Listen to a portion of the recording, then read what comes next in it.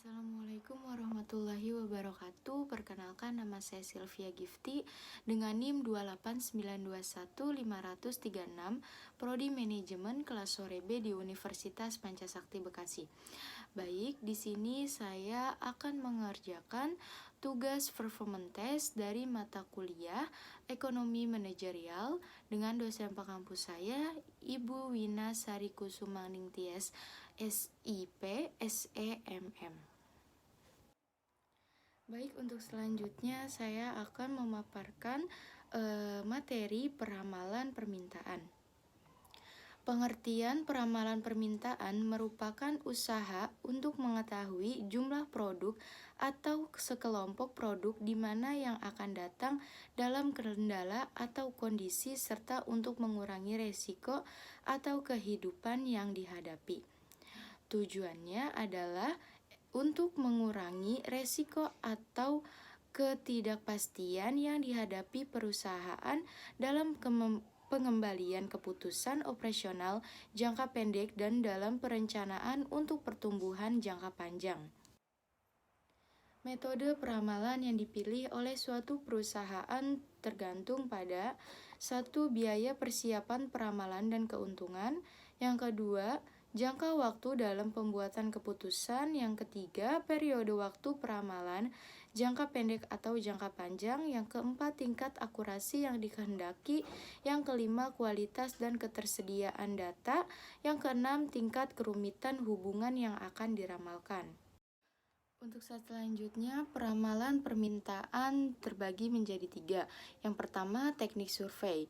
Pemikiran untuk mengadakan peramalan berdasarkan survei mengenai berbagai kecenderungan ekonomi ialah supaya keputusan ekonomi dapat dibuat dengan baik sebelum terjadi pengeluaran aktual. Beberapa survei yang sangat terkenal yang dipergunakan untuk meramal kegiatan ekonomi pada umumnya dan kegiatan ekonomi di berbagai sektor perekonomian ada 3. Yang pertama, survei tentang pabrik dan para eksekutif bisnis dan rencana pengeluaran untuk perlengkapan. Survei ini dilakukan secara berkala oleh McGraw-Hill Inc. Departemen Perdagangan US Securities and Exchange Commission SEC dan Dewan Konferensi Industri Nasional.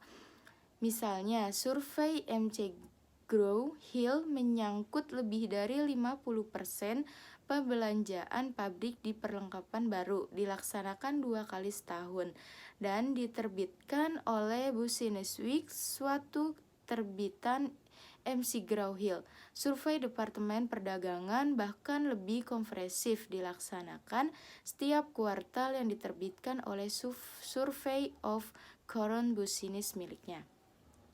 Yang kedua, sistem tentang rencana perubahan inventor dan harapan penjualan. Ini dilakukan secara berkala oleh Departemen Perdagangan. Yang ketiga, survei tentang rencana pengeluaran konsumen.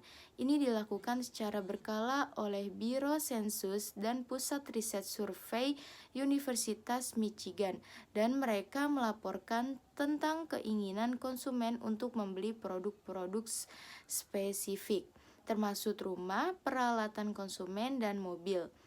Yang kedua, jejak pendapat. Meskipun hasil-hasil yang diterbitkan mengenai rencana pengeluaran dari kalangan bisnis, konsumen, dan pemerintah sangat penting, namun biasanya perusahaan memerlukan peramalan spesifik untuk penjualannya sendiri. Penjualan dari perusahaan sangat tergantung pada tingkat umum dari kegiatan ekonomi dan penjualan untuk industri secara keseluruhan, tetapi juga tergantung pada kebijakan yang digariskan oleh perusahaan. Perusahaan dapat meramalkan penjualannya melalui pendapat para pakar di dalam dan di luar perusahaan. Yang ketiga, mendapatkan perspektif luar negeri. Banyak perusahaan Amerika Serikat menjual peningkatan hasil produksinya ke luar negeri dan menghadapi persaingan yang semakin meningkat di dalam maupun di luar negeri dari perusahaan asing. maka menjadi semakin penting bagi perusahaan-perusahaan tersebut untuk meramalkan berbagai perubahan dalam pasar dan produk di luar negeri, karena hal ini mempengaruhi tidak hanya ekspor perubahan tapi juga daya saingnya di dalam negeri. Untuk mendapatkan perspektif luar negeri seperti itu, semakin banyak perusahaan Australia membentuk dewan-dewan beranggotakan orang-orang terhormat dan orang-orang bisnis dari luar negeri, terutama di Eropa. Maksudnya adalah untuk memperoleh perspektif global mengenai peristiwa-peristiwa yang berkembang sebagai akibat penyatuan ekonomi di Eropa Barat, rekonstruksi di Eropa Timur, dan liberalisasi ekonomi di pasar-pasar yang tidak ada cara yang lebih baik untuk meramalkan dan menggambarkan apa yang terjadi di Eropa, kecuali meminta gagasan-gagasan dari pemerintah dan para pemimpin bisnis yang ada di sana. Sebagai contoh, General Motors mendapati bahwa Dewan Penasihat Eropa ternyata bermanfaat dalam mengadakan persiapan-persiapan menghadapi dewa warsa pertama abad baru. Untuk slide selanjutnya, analisis deret waktu. Analisis deret waktu adalah suatu pengamatan yang dibangun beruntun dalam waktu. Analisis ini dilakukan untuk memperoleh pola data deret waktu dengan menggunakan pengamatan sebelumnya untuk memprediksi suatu nilai pada masa yang akan datang. Sebab-sebab terjadinya fluktuasi dalam data deret waktu. Yang pertama, tren sekular berhubung dengan peningkatan atau penurunan seri data dalam jangka panjang garis lurus tebal pada bagian atas figur. Misalnya, banyak deret waktu dari penjualan memperlihatkan tren meningkat selama bertahun-tahun disebabkan pertumbuhan penduduk dan meningkatnya pengeluaran per kapita. Beberapa di antaranya seperti mesin ketik memperlihatkan gejala menurun semakin banyak konsumen beralih ke personal komputer. Yang kedua, fluktuasi skill. Penjelasannya adalah ekspansi dan konstruksi yang utama dalam banyak deret waktu ekonomi yang kelihatan berulang kembali seperti beberapa tahun. Misalnya, industri konstruksi perumahan mengikuti ayunan skills yang panjang meliputi 15-20 tahun, sedangkan industri mobil memperlihatkan siklus-siklus yang jauh lebih pendek. Yang ketiga, variasi musiman. Penjelasannya di sini merujuk kepada fluktuasi yang secara teratur berulang kembali dalam kegiatan ekonomi tiap tahun, disebabkan oleh cuaca dan kebiasaan-kebiasaan sosial. Jadi, pembangunan perumahan biasanya jauh lebih banyak dalam musim semi dan musim panas daripada dalam musim dingin, disebabkan kondisi cuaca. Sedangkan penjualan eceran paling ramai selama kuartal terakhir setiap tahun karena beberapa hari libur. Untuk slide selanjutnya, teknik penghalusan. Metode-metode lain peramalan sederhana adalah teknik penghalusan atau smoothing techniques. Teknik itu meramalkan suatu deret waktu dasar beberapa rata-rata dari nilai-nilainya yang lalu saja. Teknik penghalusan bermanfaat apabila deret waktu menunjukkan sedikit tren atau variasi musiman tetapi memperlihatkan banyak variasi tak teraturan atau acak variasi tak teratur atau acak di dalam deret waktu kemudian diperhalus, dan nilai-nilai yang akan datang diramalkan berdasarkan rata-rata dari pengamatan-pengamatan yang lainnya. Dalam bagian ini kita membahas dua teknik penghalusan. Yang pertama, rata-rata bergerak, dan yang kedua ada penghalusan eksponensial. Rata-rata bergerak, teknik penghalusan yang paling sederhana adalah rata-rata bergerak. Di sini nilai yang diramalkan dari suatu deret dalam periode tertentu, bulan, kuartal, tahun, dan sebagainya sama dengan nilai rata-rata dari deret waktu dalam sejumlah periode terdahulu. Misalnya dengan rata-rata bergerak 3 periode, nilai dari deret waktu yang diramalkan untuk periode berikutnya ditentukan oleh nilai rata-rata deret waktu dalam 3 periode sebelumnya.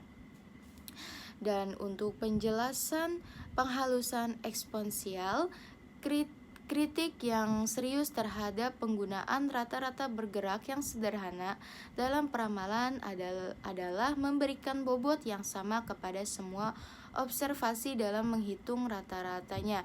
Meskipun secara naluri kita mungkin mengharapkan observasi yang lebih baru adalah ratanya,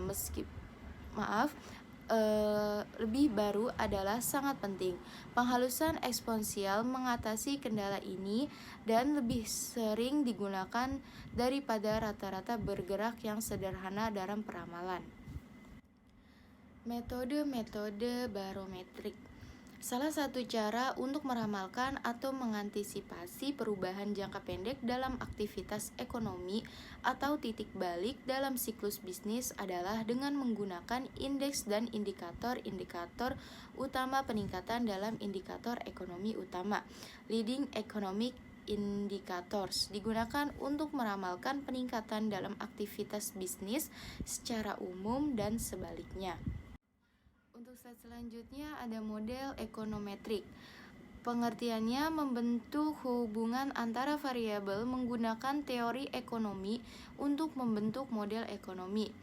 Metodenya, meramalan ekonometrik dapat bervariasi antara model persamaan tunggal dari persamaan yang dihadapi perusahaan untuk produknya sampai model persamaan.